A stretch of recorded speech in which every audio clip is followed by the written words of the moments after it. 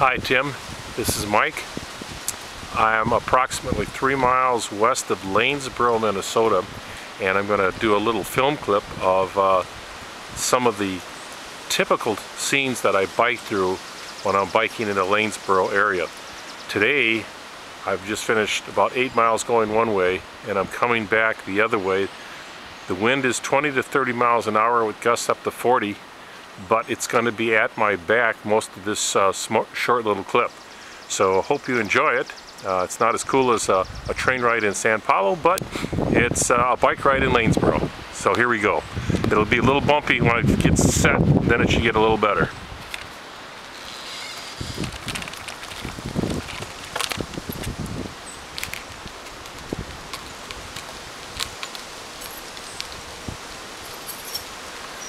I don't know if you notice, if it's clear enough, but there's all sorts of little branches and stuff on the trail today. A couple of big branches that were just chainsawed because they were so big across the thing. Now I didn't see it, but I saw the logs laying around. Yesterday was in the 80s. Today it is about middle 60s, but really windy. And the wind's coming directly out of the west right now.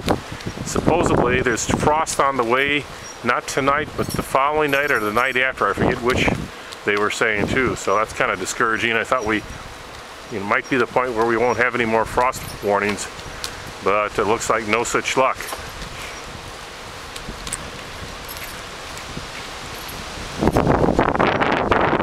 Just a few weeks ago when I was biking here, I'd say 3 weeks ago, the leaves were just coming out, like I told you before, real early. But what a difference when the leaves aren't out. You can see all sorts of things for a long range, but now you're basically in this enclosure. By the way, here's a branch that broke a long time ago. And you can see other branches that have broke in the past. It's partly cloudy now. It was all blue sky this morning. There's another branch that could break at any time, and another one up there. When the wind's blowing like it is right now, well, let's just say that torrential is always a possibility.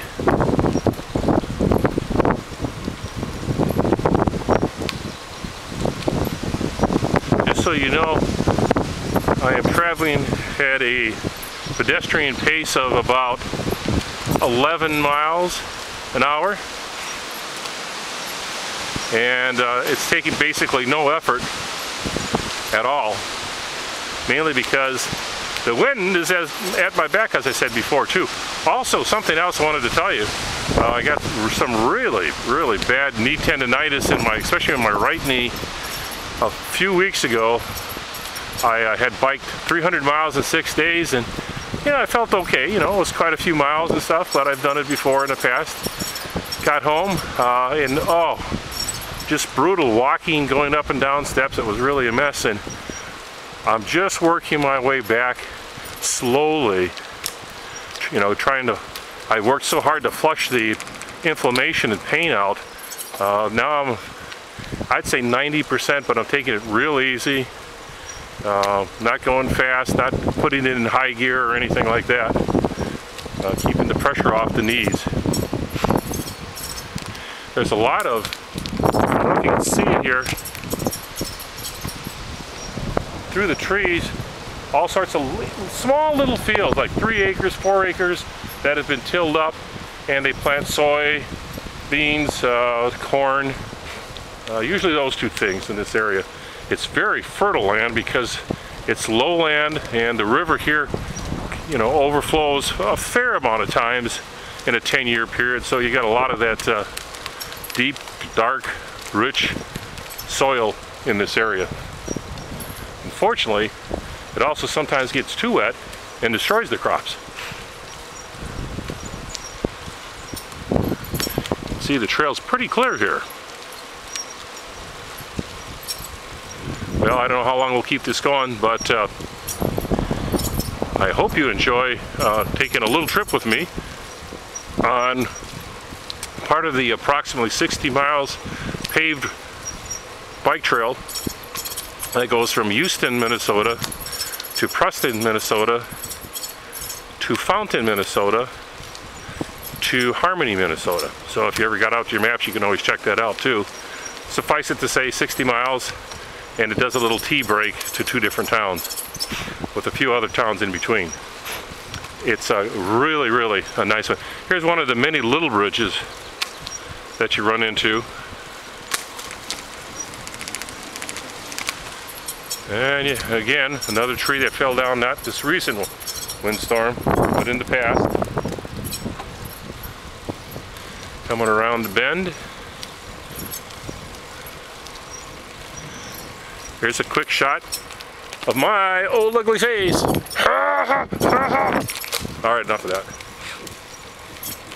Well, we're gonna kind of call it here, and hope you liked this YouTube special from your nephew Mike to my Uncle Tim, made especially for him. Signing off, and you take care, Tim. More trees that fell over, more trees that fell over. And as I said before, all these trees hanging at these grotesque angles, ready to snap off in the relatively near future. So we'll go by one more little bridge, and then I'll end the trip recording.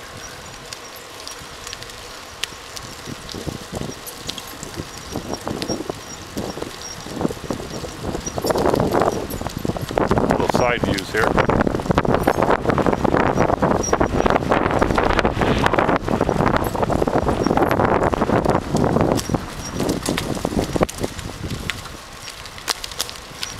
Oh, I'm going to let it go a little farther. Here's one of the trees that came down today. And you can tell that they did some sign. There's the break. See, it's a big one.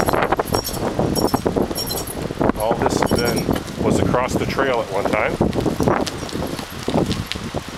There's one of the many picnic breaks over here. And there's the Root River, you can see. And on the other side, you probably can't see it. There's corn coming up, so if they get frost in this area, which is going to be more prevalent here than it is definitely La Crosse, all that corn is going to be lost. So like I said, it's a really beautiful trail. Right now we parallel the river for a long time. This river, as low as it may appear, and the bank's very high. Remember that big storm when I was talking to you on the phone and it was lightning and thunder? This area was underwater, so the water was approximately 10 feet higher than it is now, and it's not real low right now either, by the way. So it went crazy a few years ago here. It was a disaster. Okay, signing off, Tim.